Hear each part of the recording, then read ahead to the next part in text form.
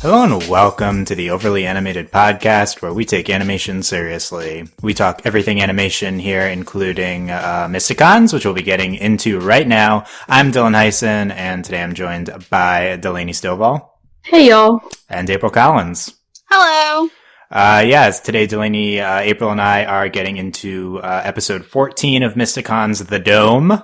Basically the season 2 premiere. But I think most people are going to be confused by that, so let's stick to the episode numbers here. Episode 14, The Dome. It aired today, this morning at 8:30 in the United States. It aired a few weeks ago in Canada. Thankfully Canada is taking a few week break, so we'll catch up a little bit. But, talking the Dome, we check out our previous Mysticons podcasts. Last week we talked about the season 1 finale, All Hail Necrafa. It was great stuff. Find that at overlyanimated.com or search for Overly Animated Mysticons on iTunes or your favorite podcatcher. So spoilers for this episode of Mysticons, very eventful. Make sure that you've seen it, let's get right into things here. Delaney, what are your thoughts on The Dome? A lot of stuff happened. It was pretty emotional. It was pretty cool, fast-paced. I liked Zarya being the leader, of course. There was some gay. Actually, there was a lot of gay. I liked it. I don't know, I felt like the ending was a little, they just kind of beat Necrafa pretty easily. They built it up pretty good that she was, scary. And then she just left, so I don't really know what that's about. Yeah. But it was okay. I guess I'm just I'm a little disappointed that it seems Necrafa is just the new big bad, and she's a bigger, badder bad, but, other than that, I don't really know what I'm getting out of Necrafa. Tazma, what are you doing? Yeah. Darn it. Obviously it's all about survival, but it's also, really, Tazma? We'll talk about Tazma's motivation. Definitely want to get into how Necrafa plays as a villain here. So April, what's your take on The Dome? I thought it was a good episode. Again, a lot going on, but I think that's just kind of the norm for this show, or at least that's kind of how I'm feeling after 14 episodes. A lot going on. I think I agree that the ending was just kind of meh. I don't know, I was just like, oh yeah, everything has real consequences, and here's, this is how it's playing out, and then at the end I was just like, oh, okay, that was very, almost, unsatisfying, I guess, because it just sort of, tapered off, and then it was done, and I was like, and I have a bunch of, thoughts and opinions on that, but it was I loved the, all of the moon boon moments, and, what did we decide was Emerald and Casey? I honestly can't remember right now. MC. MC, that's right. That's not catching on as well as Moon Boon, but yeah. Yeah, we've been so focused on Moon Boon, but I liked the MC moments as well, and I loved Zarya as the head of the Mysticons. I think that should be a thing. Arcana, calm yourself. Go sit in the back, and maybe you can do some cool wand shots and maybe some one-liners. But ooh, harsh words. I did. I thought Zarya did a lot better job at managing the team than Arcana. So even despite her, I guess, moodiness and emotions and feels and everything like that, I don't know. I thought she stepped up to the plate. But it was a good episode. I guess as a season opener, it was all right. So. Yeah. I think The Dome's a good episode. I think that there's a lot of good stuff in here. It is very fast paced, continuation of the finale last week. I think that the thing that the episode does best, much like the last episode, was that it had good character moments interspersed into this kind of big plotty action narrative. So I appreciated building in these good character moments, although I think it didn't do as good of a job as last week's episode at that. In general, I think that the narrative was good, and it was an interesting way to kind of tie in the Arcana parent stuff, the Astromancers, and then Necrafa. I also had problems with the ending. I don't think it was particularly well resolved. And that's, I think, is the episode's biggest flaw, is that I think that rather than wrapping up too quickly, which I didn't have that much of a problem with, I think other episodes of the show have done that. I just didn't think it really made any sense. So it's like, I think that was a big detriment, but, it doesn't matter that much. And this was a nice showcase for, Necrafa and, just how potentially the new status quo of the show is going to be. Yeah, I think I want to get into Necrafa first, I think, because, we see her briefly at the end of last episode. But we get a lot of Necrafa here, and I would say she's full on, over the top, like big bad, like big force of evil. It's an interesting portrayal. It definitely fits with last week. She does like what we call the screamy thing. The scream. Yeah. That's the official name of it. Yeah, that's the closest we got in the show to an official name. So, yeah, she does that. She, talks in this, very villainous voice all the time. Delaney, were you feeling Necrafa in this episode?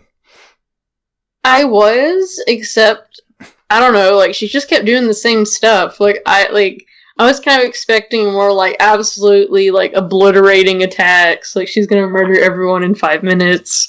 And it was just kind of like, oh, she screams at you, and it's like a video game boss. You just gotta dodge her when she does it. Like, that kind of thing. So she wasn't as, like, I mean, her design and, like, the way she talks and everything's really cool, but, in actual, like, combat and stuff, I wasn't that impressed. But I guess we'll have to see more. I don't know, like, it was just, like... Her plan of, like, I'm gonna turn everyone undead. Like, okay. Yeah, it seems like a good villain plan. Delaney not impressed with Necrafa's combat stats. You wouldn't play as her in the video game. If we were playing, like, if it was like Smash with the Mysticons, like, I wouldn't pick. Okay. Yeah, but I think as you mentioned, she has one really way too powerful move, which is being able to turn everyone into these undead specters. Yeah, which I was a little bit annoyed with that. That seemed way too overpowered to me. It makes sense, but it's also like, okay, can you do this without the dome? ?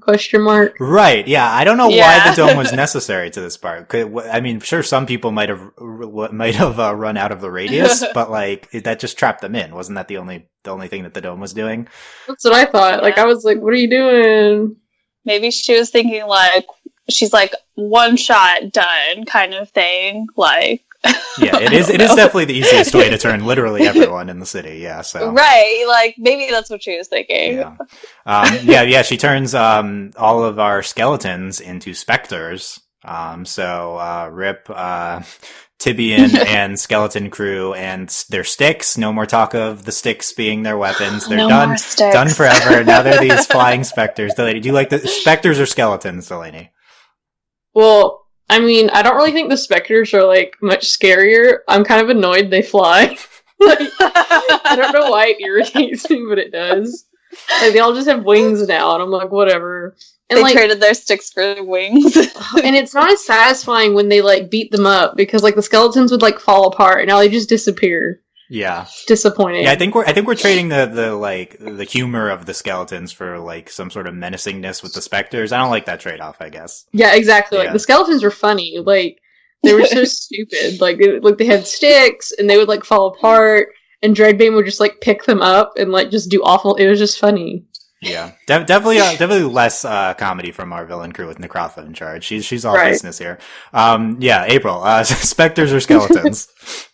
I liked the skeletons in terms of, like, keeping it lighthearted and stuff, but I guess I understand the specters in terms of, like, Necrafa, who's now their leader.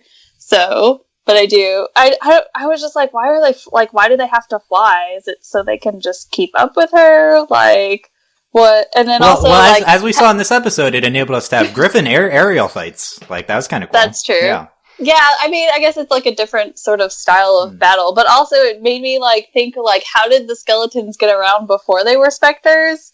And, because, like, Drake City just seems to be, I guess, on an island, which did we, like, get to that? Because I don't remember. But it's on, like, an island, and I was like, okay, so, I don't know. There's a lot of questions that have been raised, like, where exactly is Dreadbane, or I guess now Necrafa's lair, And how did the skeletons get there if Drake City is an island? And Okay, I think it's not an island. I'm pulling up the app right now because I was going to talk Please about. do. I was going to talk about the app at the end, but there's a map on the app, so I can check that. Yeah, no, I don't. I think it's just like at a bay. Like it's just there's just water near it. Near it, yeah. Okay. That would make more sense. Yeah. But it still doesn't. Like, I don't know. I'll maybe if the specters get cooler, I'll be on board with them. Okay. But I understand like that they're creepier than the skeletons. Yeah, they're definitely more menacing. But yeah, how about Necrafa in general? What do you think of her in this episode?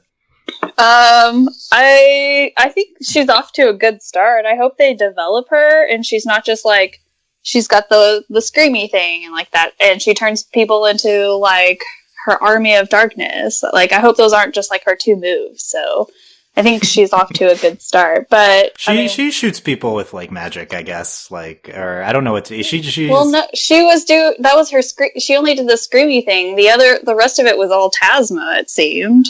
I think that she also can shoot something out of her, either her hand or something, or her staff. Yeah, she has like red stuff. Like yeah. she was trapping people too, but like she doesn't do like Tazma was doing most of it, but we have seen her do stuff. She just seemed really like for all this like darkness, and she like swallowed the codex or whatever, and yet she's like she still has to learn how to use it. Right? Like I'm like, what are you doing? Yeah. Like, so Necrafa definitely supposed to be more menacing than Dreadbane was like a comedic villain. Necrafa is supposed to be the source of evil. Is Necrafa campy? That's my main question here. Like, is she a campy, over the top evil villain?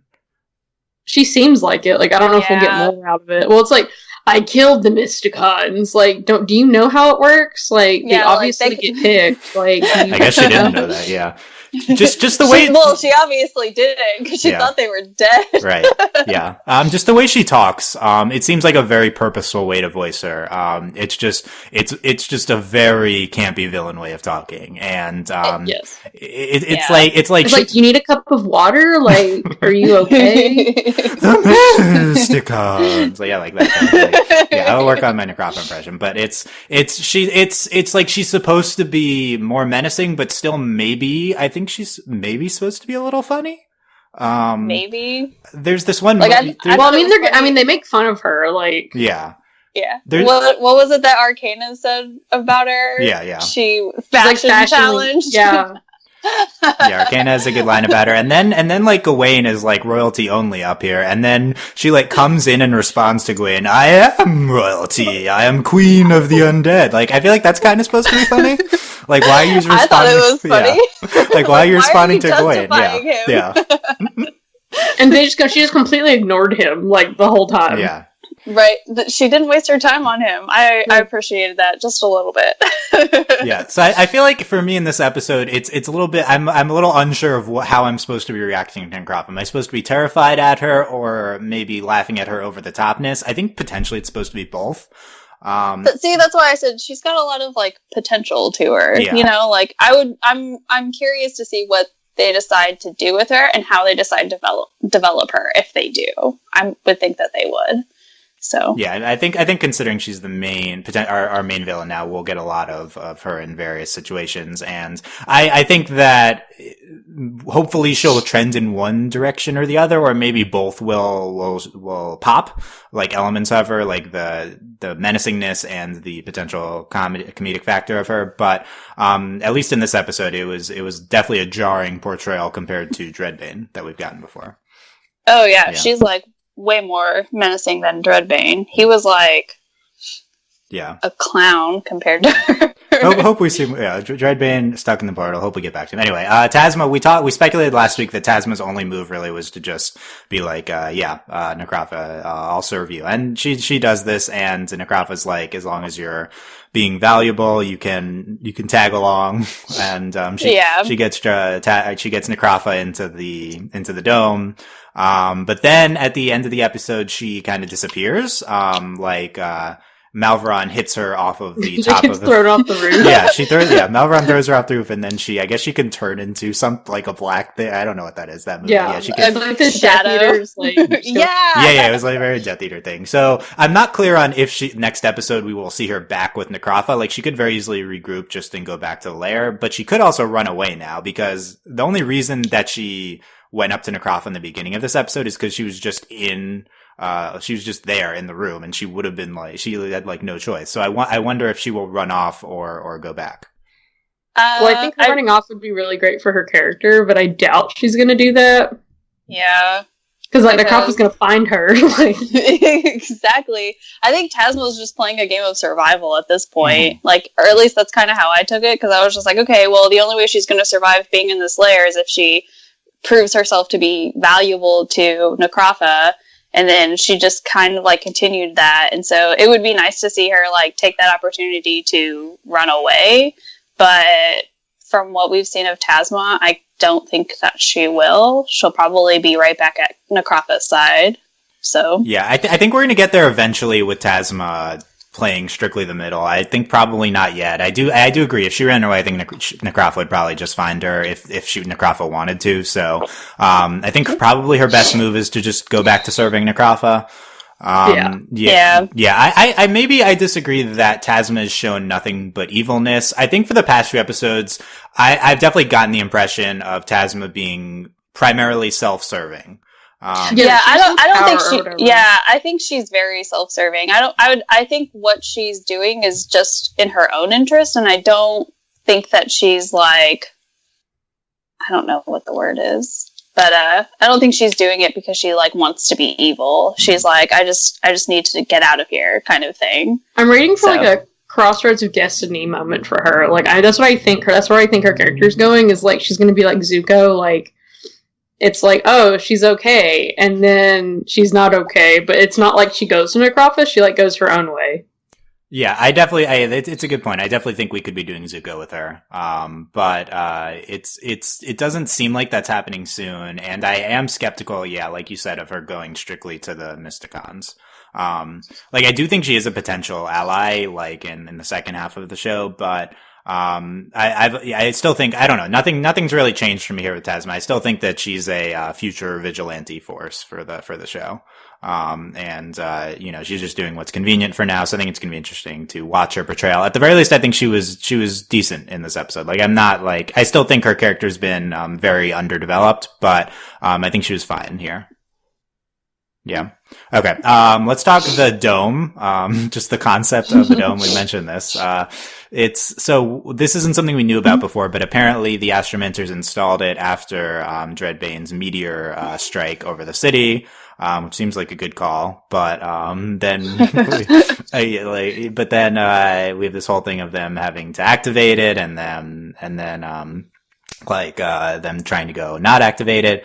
Delaney, what do you think of this just as like a plot concept, like this dome being able to be activated over the whole city? I mean, it makes sense. It's a pretty I don't think it's really like a revolutionary or like original idea. I think it's a good thing to go narratively, because like I'm like, okay, we have all this magic. Why the heck couldn't you prevent this meteor strike? Like, really, y'all? Like, you have all this magic game technology, so it makes sense.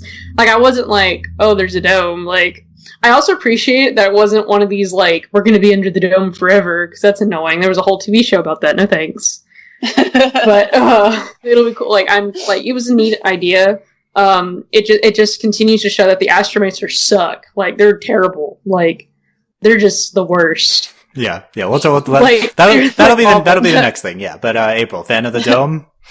I liked that it sort of like served the purpose to make like Necrafa's, I guess, plan more menacing. But I didn't like the whole the whole scene where they were like trying to get the dome up. Like, I just was so annoyed with that. I was just like, I don't care. Yeah. Like, can we just like, okay, the dome's going up. Like, it's creating that tension and that sort of like deadline for everyone to get underneath it so that they could be quote unquote safe. Like, that's like fine. But I didn't enjoy like the the Astromancers part of it. Yeah. As a device, I just didn't really care about the dome going up or going down or trapping them in. It was just kind of a narrative device for me. I could have, I don't know, I could have done without it, but it was fine. I think the big thing that was wrong was, it's not like the dome's fault, but the ending.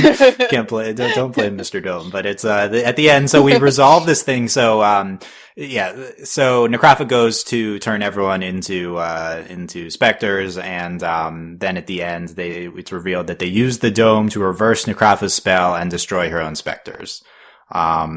So I guess M and Piper did that when they went to shut it off. It was like a misdirect, and they didn't shut it off. They used it to reverse the spell. I didn't get this. Like, I don't really. Yeah, where did that come from? Like, I mean, it was like, I liked that in that it was showing how intelligent Zarya is, and that she figured that out. Yes, yeah. But like the first, okay, this is really funny though. Is then like sneaking up the stairs, and they're literally right there, and then M still drops everything. Though my favorite line, possibly in the whole series, is cardio, and like I about sneaking and cardio. Yeah. That was great. Like, relatable. Like, I too would be very tired going up those super steep stairs. You poor little, like, your poor little dwarf legs. Like, relatable. Like, no thanks. But like those are like her bombs. Granted, they put something else on it, so I would like. So I didn't like. I feel like the misdirect was like unsuccessful because like it just didn't matter either way. Yeah. It's like who cares? I guess if they open the dome, I get that this was smart, because if they opened it, then I still think her spell, as we discussed, would have succeeded, right? So, to a certain extent, maybe to a more limited extent, but still, yeah. But to me, this just like came out of nowhere with no real explanation. What do you think, April? I agree. It was just kind of like, I don't know. I was just like, wait, how did that even like become an idea? Because I would have liked to have at least seen like that aha moment or something like that, but it was just, I don't know. It was fine. Yeah, I guess. I think like in general, most of the show's narrative problems have come by moving too fast. And I think that is the ideal way to have problems. Like, it's better than the alternative. So, like, I think they're in the right mindset with these episodes, but I think, like, once again, this falls in line with, just some of, like, the kiddie misdirects they've had before in Motivation, where it's just like, we're like setting up a payoff, but there's no setup. Like, this just happened, and, there's no reason to believe that this was a thing they could have done. I guess none of the magic in the show really has set up. So, well, that's what I was going to say is, like, I think the big, like, what really hurts this show is that, like, it's in this fantasy world, and, like, there's also, like, this rope, like, we have, like, sci-fi and fantasy elements, we have magic, which is cool, I'm all about it, but, like, it's really hard to be successful with things like this. Like, you can't really be MacGyver when we don't know the rules. Mm-hmm. Yeah. Yeah. So, like, I mean, I did like that it was a moment for Zarya, but, like, you can't set up these, like, misdirect moments when we're not quite comfortable in the mythology yet. Granted, I mean, the show's super ambitious, and, like, I'm glad they do anything at all, but it's, I think that's the main problem, isn't it? Like, it's not just that it goes too fast, but the big thing is, like, it's hard to make these plays when we don't really understand what can happen. Like, we don't know what the options are. Yeah, I agree. It's the same problem we've been having a lot, in that it would have been. This will get better as it goes on, because we'll establish the mythology better as the series progresses. But like, we jumped very quick into plot. Like, once we hit episode 7, the show just skyrockets into a nonstop plot, and I assume it'll chill a little bit at some point. But like, that's a great decision in order like, in the aspect of making the show exciting and getting there faster, and not like and like doing all the things you want to do. Like I talked about last week, like just doing everything right away. But if we took 10 episodes instead of like 3 or 4 to set up the characters in the world, then this stuff might have better payoff. But I think there's also probably a way to do it better than they are now. Like, they could have just mentioned this option earlier in the episode. You can just, like, there just wasn't set up within the episode either. Yeah, regardless, I don't think it's the biggest deal. I do like the aspect of Zarya finding the angle. Yeah, I think they set that up well. Maybe during the conversation with Kitty, they like lay out some options, and then it's like, you see it pay off here. But they maybe sacrifice that in favor of a surprise factor, which I think is not, it continues to not be a good decision, but it's not that bad. And it's not the biggest deal this at the end, and it is a good vehicle for exploring Zarya's leadership. I guess let's talk about a related thing before I get to that, which is the Astromancers, which you guys have mentioned. We're all very down on the Astromancers right now. Yes. Yeah. Delaney, why do you hate the Astromancers? They're just stupid. I think they're a constant source of frustration because it's like, just listen to the Mysticons for 2 minutes. You weren't there. You don't know what's going on. One, I'm still mad about the whole ship thing. You're stupid. Swear to God. But they're just annoying. Obviously they're useful, but they suck. And I guess that's what and they've been playing them to be goofy. The other two, Astromancers, and because they're setting up Proxima to be Kuvira. And they're playing them to, and also Novateron is an absurd character. He's just ridiculous. So that's why I'm they're dumb. It's whatever. They suck. And I guess now they're going to be actively against the Mysticons, or maybe it'll just be Proxima or what. Right. Yeah. It's just a frustrating plot line that we're in with them just being the Mysticons. Because they could be really cool. And if they're a cool concept. I think we'll get back there, but the narrative where I'm right now is, the Mysticons are outlaws from the Astromancers. And I don't know if we just needed to do this. But it's maybe being used as an ends to a mean to set up Proxima, which is interesting. Astromancer thoughts, April? I don't like what they're doing with them. I would rather see them be a resourceful, goofy ally, because I felt that's kind of what we were trying to do with them, but now it's just another tension that we're gonna have to deal with, and I don't know if I enjoy the Proxima thing. It's almost like they're trying to set up Tazma 2.0 or something. It's just that one thing is what set you off. Really, I don't believe you. Okay, let's talk Proxima. Yeah, so randomly introduced last episode, and then is once again set up as the competent one in that she's the only one who can get the dome up, and at the end she's fighting Em and Piper, and they hit her, and she's at the end she's we're gonna take down the Mysticons, and she has this mark on her face, the star. Which I'm not sure if that was supposed to be important or not, but she's at what? Her name's Proxima, and it's a star. Yeah, sure. I mean, it's at the very least is thematic art, but I don't know if this is a narrative device. Yeah. Well, I'm sure it's gonna be she legit has a scar, she's evil now, Oh because God. All bad guys have scars. I'm so tired. No, okay, look, I'm going to defend Proxima here. I think this has been a great 2 episodes for Proxima. I loved. No, I agree. She's a cool. Yeah, she's going to be evil Velma. I'm excited about it. But her name irritates me. Proxima Starfall. You don't. It's a cool name. Come on. But yeah, I think that she's had a really 2 interesting 2 episodes, and I think there's a lot of potential here. I like that she's just competent, and right now she's her motivations are very much to uphold the sanctity of the Astromancers. Interested to see if that maintains. Is she a foil to Tazma? Yeah, I don't know. I don't know how we're using her. I think for now she's certainly. What it feels like. For now she's certainly going to be a straight villain. It seems like she's not she's not on Necrafa. I don't think she's going to be on Necrafa's side, but I think the Astromancers right now are basically antagonists. So I think that she's the main Astromancer antagonist. But I do think that will change. I do think the Astromancer, it's just a temporary thing. It's this trope of our heroes are outlaws from the cool organization, and then eventually they'll bring them back in. I don't like this trope, but it's what we're doing. And, I think that, Proxima is the face of it, I guess, right now, because we've set Novateron up as is just too much of a comedic character. I still think he's a good character, but, Apocalypse! Yeah, exactly. And he also isn't competent enough to get the dome up either. He's oh yeah, you do that, Proxima. Yep. He's sure, whatever you say. Yeah. April, how do you hope Proxima is handled by the narrative in the future? I hope this temporary, like, antagonist thing is just temporary, because, like, I don't want to, like, a Tazma 2.0. We already have Tazma.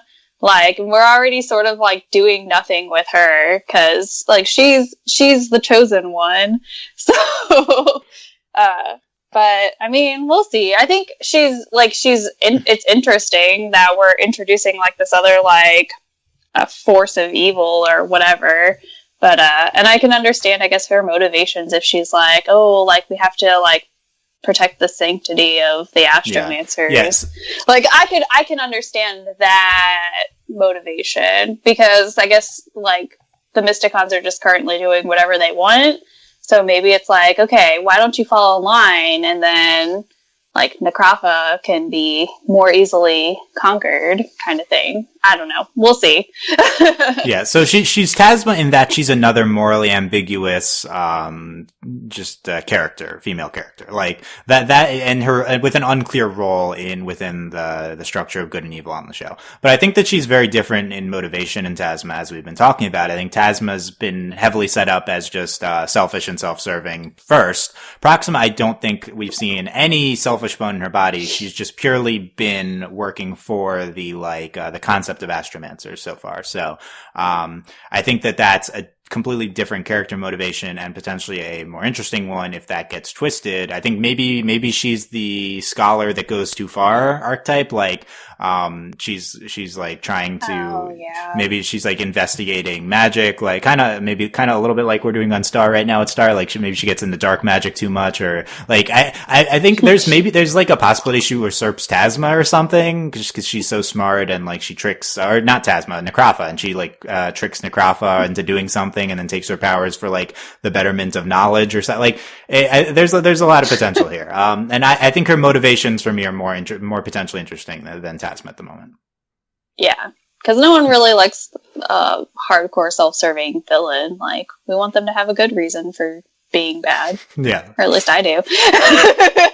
Yeah, like Dreadbane was doing it for love. Yeah, like that. Exactly. Dreadbane was doing it for love. Necrafa's just doing it because she's the queen of, darkness or the undead. I would also like Necrafa motivation. Has she always been the Lich Queen? Was she previously? We've been talking about this a little bit. This is not clear what her, presumably she had a human form if Dreadbane was a human and was in love with her, but Dreadbane could have also just been in love with the Lich Queen. He could have. Yeah. It happened. Does it? I don't know. You should sit in on some of our campaigns. Like, it's interesting campaign. Okay, let's talk Zarya and the main kind of Mystic. We've only been talking about the villain so far, but I think the main Mysticons side of the battle plot was Zarya stepping up into the leadership role for Arcana when Arcana is trying to get her parents back, and Malvaron's like, you need to be the leader, Zarya. Who else is going to be doing it? These two nincompoops? Like, it's got to be you. I was like, really? We're not even considering Ember Piper? Okay, I guess. Right? Shame.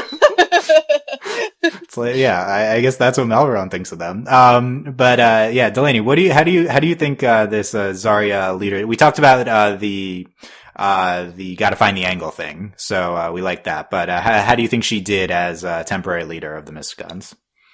I think she did pretty good.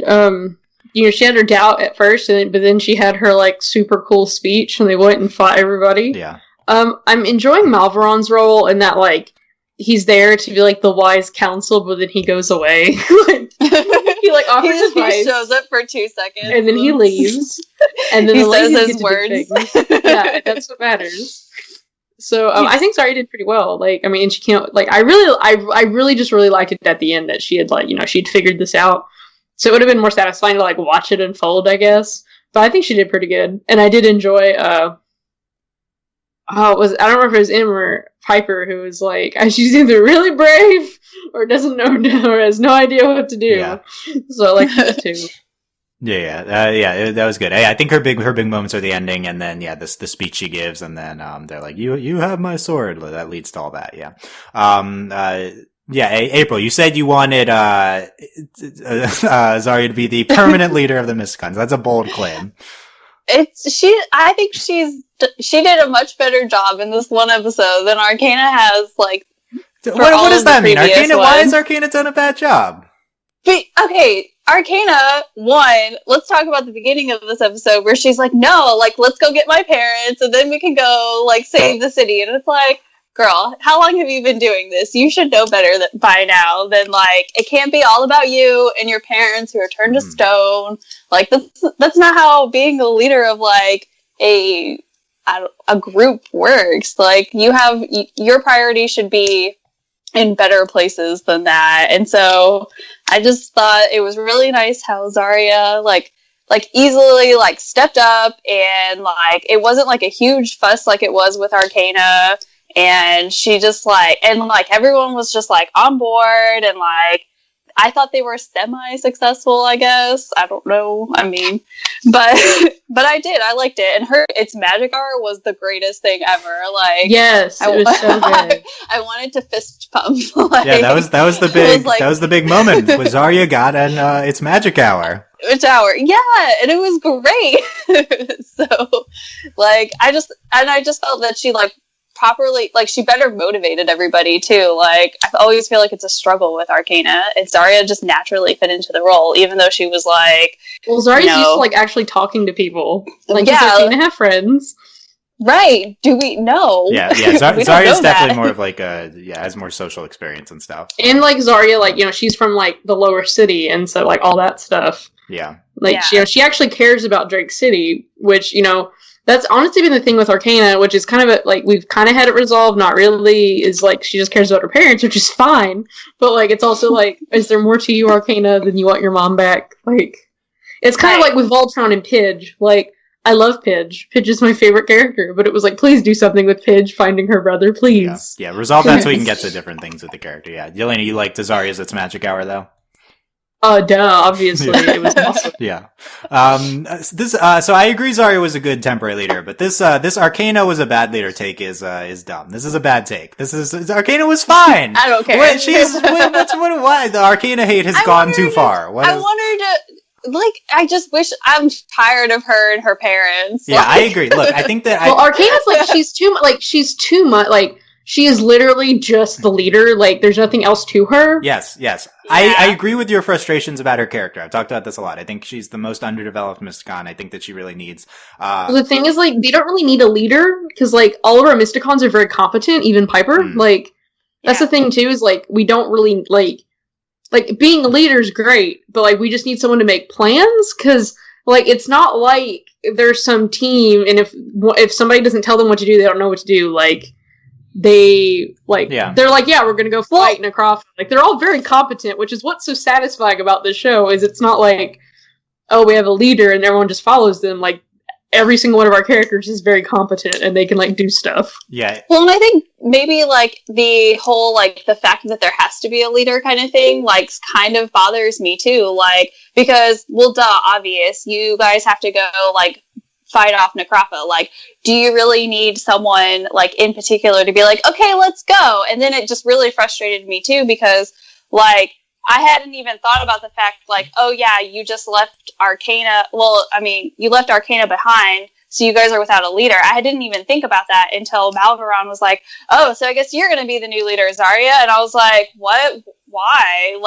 Like I literally thought that in my head, and then I was just like, okay, like, everyone knows what they need to kind of do. Like, that's why Arcana got left behind. And then it really frustrated me because Em and Piper were both like, Zarya, what should we do? And I was like, really? What should you do? Like, are you asking this question right now? Like, in this moment of what you need to go do? Because you know.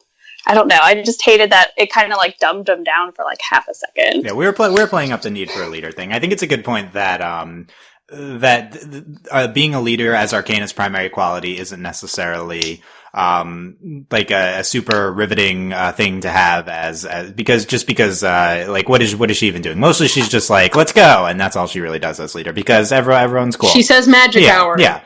And they go. Right, so I think that's part of the problem. I do think that Arcana has been shown nothing but being a good leader, except with regards to being distracted by finding her parents, because that's really all her character has. So, like, I think it's problems with her character, not Arcana being a good leader. Like, Arcana's great. Well, I don't really see, like, how she could be a bad leader, because, again, they're all very competent. Yeah.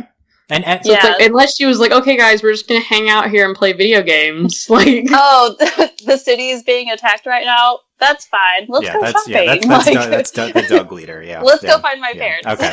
So, Zarya was great here. We mentioned Malvaron. I think this and last episode have been a different role for Malvaron. As we mentioned, he's like trying to advise them, and much like last episode, he's giving this potentially unsympathetic but practical advice on what to be doing. He's basically both this and last out. He's like, ignore emotions. We got to do the best thing for the most people in this situation. And for me, I think, or Delaney, maybe it sounded like you were more receptive to Malvaron this episode, maybe than last episode. Well, yeah. Well, I mean, this episode, Arcane was being ridiculous. Like, before it seemed unreasonable because it was like, why can't, like, because we're like, why can't we literally do this and then give the book, and then destroy the book? Like, that seemed a little like Malvaron, calm down.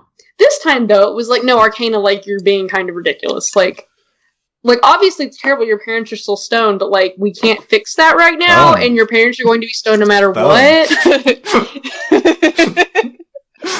Yeah. That's the main thing, right? Like, it's last episode, what he was saying was at first stupid. Like, it didn't make sense. Yeah. So people were like, I don't understand the urgency. Yeah, exactly. Which isn't necessarily his character's fault. That was like kind of like a narrative issue in the episode. Yeah, as we said, yeah. But then we were like, oh, this makes sense. And then this episode, it wasn't necessarily the urgency factor of Necrafa coming back. It was more that, like, we literally just can't do anything about your parents being boned right now. Like, we might as well just let them sit there and then come back later. Right. Right. And then she only sat there and made the situation worse, by trying to get them up out of the water. Yeah, I mean, I think clearly we understand Arcana's emotional motivations in this situation. It's not like I'm like, Arcana's stupid. It was just like, it was more understandable. Like, Malvaron was like, guys. Yeah. Mm-hmm. Yeah, and he was a sense of reason. I think his disposition was similar to last episode, though. He's just very cold and calm. Yeah, what did you think, April, of him here? I mean, he was harsh, but I didn't, he said what needed to be kind of said, and so I was okay with that. Like, does that make sense? I think we definitely understand why he's saying what he's saying. I think that for if him as Arcana's love interest is a significant part of his character, then I don't understand why he's seemingly not showing any sort of concern for her emotional state. Like, I get it from a practical perspective, but if I'm going to be attached to him and Arcana being a couple, then, like, I want to show him caring at all about her in the situation. Unless that's going to be a character thing. Yeah, I was gonna say, unless they're doing that on purpose to set up conflict in the relationship later. Like, right. Well, remember how I was trying to get my parents out of the water and you were like, no, we have to go save the city? Like, I can easily see that being, like, turned into, like, drama. Which it should be, I think. The problem is that we're not coming from a place of caring about them as a couple already. Like, that hadn't really been set up as a thing that the two of them just hadn't, other than last episode for like 2 minutes, we really didn't see them, as romantic at all. So, it's just, there's no build up to the point that I think this is just more of, Malvaron not having any sort of emotional connection to anything. And, I just don't think he's that sympathetic of a presence yet. I think he needs more, characterization. Needs to be developed. Yeah. And I think that's the thing is, like, he needs to be, like, he needs characterization. Like, we're, 14 episodes in, so I guess we can, like, start that, because we haven't really. But he, like, if he's set up as, like, a very practical kind of character, like, he's their guide and their, I guess, teacher or whatever, so it would make sense for him to have, like, motivations that aren't emotional, because, like, he doesn't, like, really know these girls. Like, he's not super invested in them. I mean, he is to a certain extent, but, like, emotionally, no. Yeah. So. Yeah. Yeah, I definitely get why he's being the way he is. I just, it just feels potentially like a missed opportunity for making the audience actually care about him, which I hope is coming. Okay. I think we'll care about him. I just think that now is not the time for us to care about him. Interesting. Yeah. Yeah. We are kind of on the season, the big event, season finale, season premiere type arc, and maybe when we have some downtime. Okay. Let's bounce around to some shorter points to close out here. We mentioned Moon Boon, of course, Kitty and Zarya. There's, I think, two big moments in this episode. One is, the hand on shoulder in the beginning of this episode. Sounds like we're scraping, but it happens. And then let us scrape. and then later, what does she say? She's like, I kind of like having you around. I think. I'm trying to look for it. I like having you in one piece. I like having you in one piece. Yeah. And I was like, gay. My girlfriend doesn't always watch with me, so she hasn't watched like the previous Moon Boon moments we've had, and we're watching it, and she was like, later we were talking to somebody, and she was like, yeah, no, this is the first time they've shown it, and I was like, no, this is the first time you've seen it. But automatically, she hasn't watched the past 3 episodes, and she's like, gay. Come on. Yeah. I had told her, I'm like, yeah. She's like, oh, so is it going to be is it going to be Zarya and that pirate? And I was like, yes. Yes. Yes, that's what they're doing. Yeah. So they showed it legitimately last episode in the finale, and then it's small moments here, but I think that it's so cute. We'll so take the small moments. I'll take all. It's fine. Right. Yeah, we're continuing the portrayal. So it's thumbs up how it's handled here, Delaney.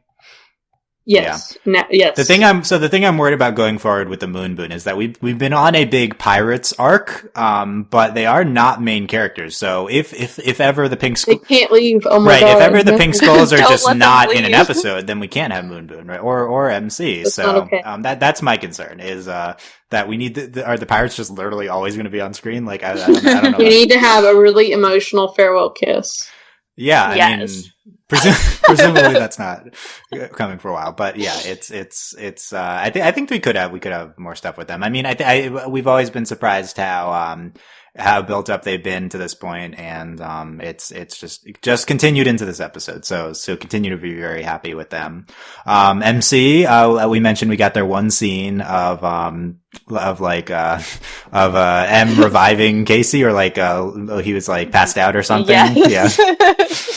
And I like that he's like, you saved my life. I owe you my life and everything like that. And she's just like, I'll just take a date. Yeah. And I'm like, yes. So that was great. She's like, or you can just, that was great. Yes. I love, that's what I love about M, wrapped up in that one quote.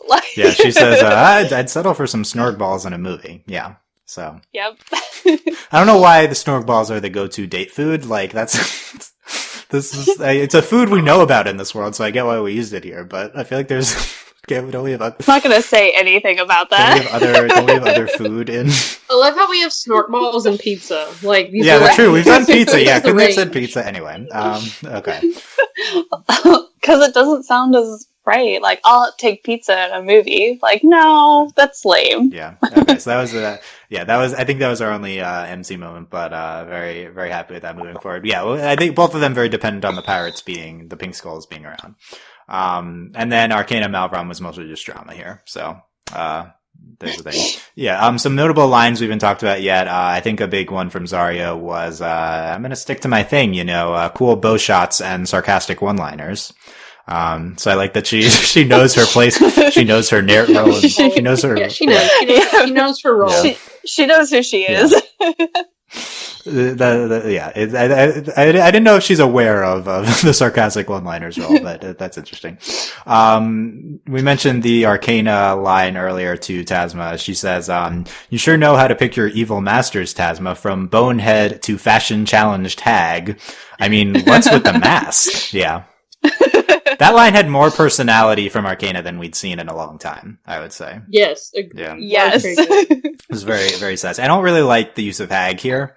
Just a derogative female term. But, it was, I guess if anyone is a hag, it's Necrafa, right? Who's if anyone's a hag, it's her. I guess so. I mean, what's with the mask? I like sassy Arcana. Let's do that. Yeah.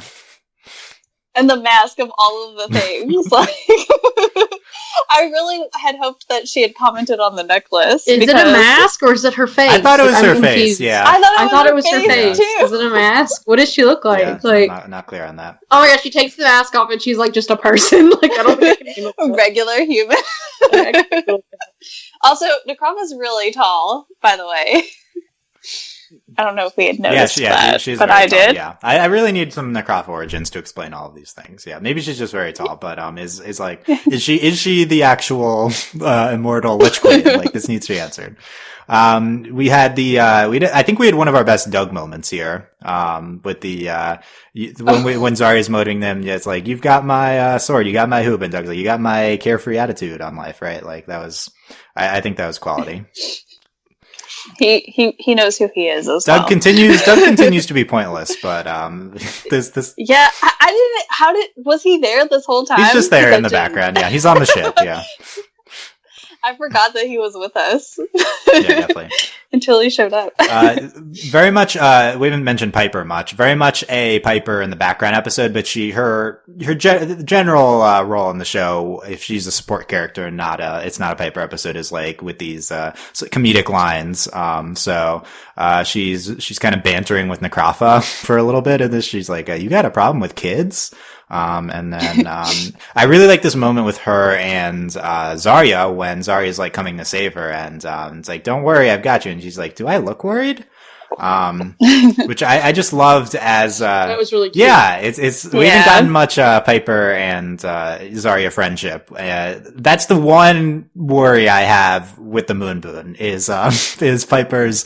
We're abandoning their friendship. No, we have to have jealous, but also high-key super supportive Piper. Yes, let's do that, please. Yeah. Like, she needs to, plan their dates. Yes. Like, that's what she wants to do. I would like that. But yeah, I worry about Piper's best friend. Not being there. So I love that Piper's like, oh, do I look worried? That was great. We called Necrafa Big Boss Lady. Who says that? Piper, I think. I think so. Yeah. Em also has some good lines with screamy thing, as she said. The cardio line Delaney mentioned, yeah. And that was, M's just so much supposed to be the relatable character. Like we give her the I'm not good at cardio line. She is so relatable. Yeah. It's like her main. Also, I think it was actually Zarya who said the big boss lady. Yeah, Zarya says that. Okay, that does sound like a Zarya thing. And we didn't talk much about Arcana trying to get her parents, but I think that she ends up putting a tracker on them. I would say that's my... Yeah, that's what I thought. That's what I thought too. Yeah, so I think that's if Necrafa's just retreated for now, I guess Necrafa retreats because her specters are gone, whatever. I don't know why she couldn't have just fought them on her own, but... well, she looked injured. She was holding her stomach, so maybe hurt her a little bit. I would have appreciated her retreat more if she had retreated while still fighting, but it was very much she's like, you haven't seen the last of me, and then she just goes away, and I was like, that's it. No one tried to do anything. They just let her go. Yeah. It's way, we didn't need to end it fast. But if we're just in a calm period with Necrafa, you'd imagine the tracker on the parents is going to come into play again soon. We have a good wolf moment at the end with Zarkana, aka Good Wolf. The competing ship is they're sitting on, I don't know what to call it, the swing thing, and it's like, you want to be leader from now on. To Arcana to Zarya. I thought they were cute there. I thought that was cute too. Yeah. But again, that whole leader thing kind of bugs me. But yeah. It's what did you think? What did you think of that moment at the end, Delaney? Were you feeling it? I mean, the Zarya Arcana stuff's real. Yeah. Okay, Delaney, I have a thing to pitch you. So I've been thinking about this question I proposed last week of why if we are, which I don't think it's for sure, but if we are doing the Moon Boon as the main female ship and the main Zarya ship, if that's going to continue throughout the whole series, why are we showing Arcana and Zarya be flirty all the time?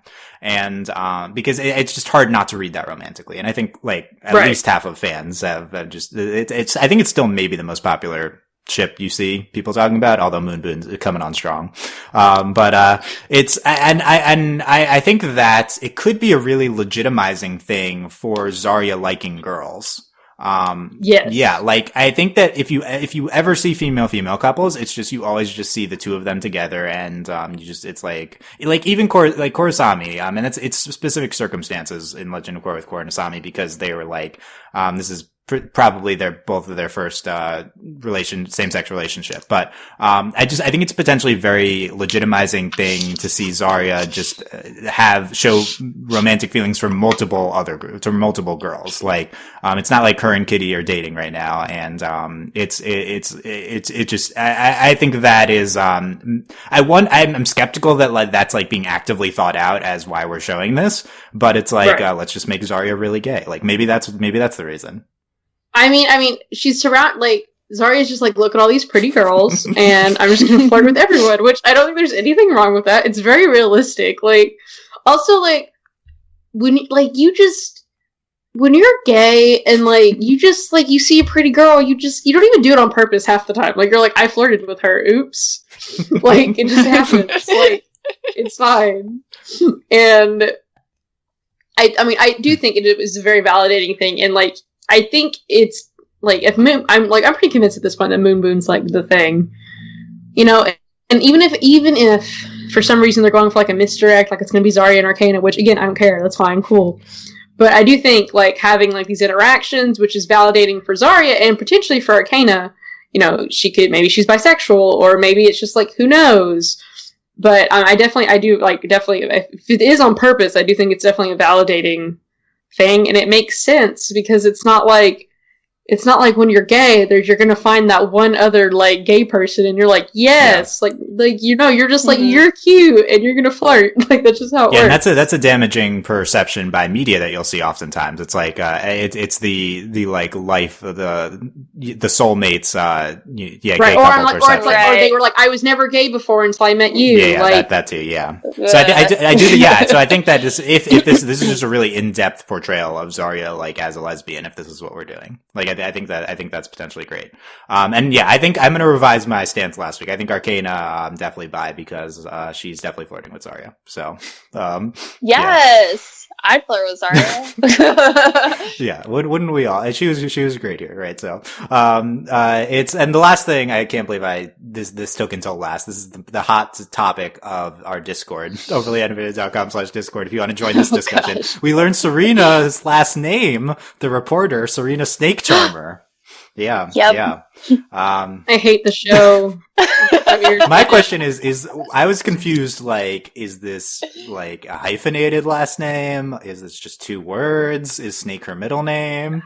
Is her Snake her middle name? I was very confused. I mean, it's obviously cool just Snake Charmer. That's just like one word. Okay, it could be one word too. Okay. Yeah, but that's okay. But it's just 2 words. It's just a compound word. Like, everybody's that's true. It is. They are all okay. That's true. Where have you been? Yeah, but not everyone follows. Do you know how fantasy names work? Like, I don't think all fantasy names are compound words. Like, that's how it works. Okay. You pick 2 words and you put them together to make one word. Oh, I forgot the best joke of the episode too, involving Serena. But Dylan forgot that compound words exist, and Snake Charmer is. You would think it would be 2 words. When you hear Snake Charmer, you think 2 words, Delaney. Not in this show where literally everybody's last name. Really? Golden braid? Yeah, I got that part. And good shade, yes. like moon. Yeah, I got that's the instance. Snake again has a prominent speaking role here, and Snake does not have a name. I do like the Snake. We really need a name from Snake. That's like high on my wish list. Not actually, but we would definitely want a name. The one Snake on her head. And one of the best jokes of the episode is Serena and Snake give their opinion poll for Drake City. Really is Drake City, you can vote, is Drake City domed or doomed? Doomed. Yeah. Also, I appreciated Gawain asking for tanning oil because he's not going to be pasty for the end of the world. Okay, I was like, oh my god, he's giving like a good speech, and then I was like, then it went derailed immediately. Like, I was like, nice. Like, it diverted so quickly. Yeah, no, it was just like downhill immediately. I had that moment too where I was just like, oh, look at Gawain, like actually being a good king. Like, this is so nice. And then I was like, nope, lost it. done. Yeah, Gwen was quality here again. I think Gwen's just a solid token comedy character in the show. He really is. Yeah. Other random lines that wrapping up. So do the evil laugh thing. I dare you. Who is that? Is that Zarya? I don't know, but I like just constantly referencing Necrafa's thing. Yeah, and then Necrafa to Zarya, you will pay for your insulin. Zarya, nah, put it on my tab. Okay, Zarya. Okay, sorry. And then another good Piper line is the when she bangs Novateron with her hooves. Do you see the little griffins yet? Yeah. And, that was really good. Like, and yeah, that was good. She goes, "Oh, oh yes, there they are." Yes. Yeah. Yeah. I like Piper Novateron moments. Yes, they're really great. Need more Piper Novateron. Yeah. And then we mentioned Tazma falling off, and but Malvaron's like, "Love you, sis," and Tazma's like, "I hate my brother." Yeah. So. I like their chemistry as brother and sister. It's great. Yeah. Okay, I'm sure I'm missing stuff, but yeah, we've gone on long enough here. Delaney, final thoughts on the Dome. It was like the episode was like funny. There were good character moments. Zarya is always great. Necrafa wasn't as exciting as I thought she'd be, and I want more from Tazma. But overall, it was still a good episode. Like, the show's great. So yeah, okay. I forgot one more Piper line. She says, "Guys, I think we broke the world." I like that in the beginning. Like, okay, Piper. Okay, April. Final thoughts on the Dome. I thought it was a good episode. I liked the character development of Zarya. I enjoyed Moon Boon as always, and I can't wait to see what Necrafa becomes. So, yeah. Those are my hype for rest of getting into the second arc of the show. Very Butler, do something about that dome, says Gawain. Okay, sorry, reading. I had so much written down for this, and I had so much written down on my outline. I didn't even get to any of it. Okay, exciting, underrated. I think us talking about how funny the episode was. A lot of good quotes here, but very excited to get into more stuff from the show. Next week's episode is Clash of the Tridents. So we'll be getting into that next week, airing at 8:30 a.m. We're past at this point, but briefly, merchandise update for Mysticons. The toys are now available.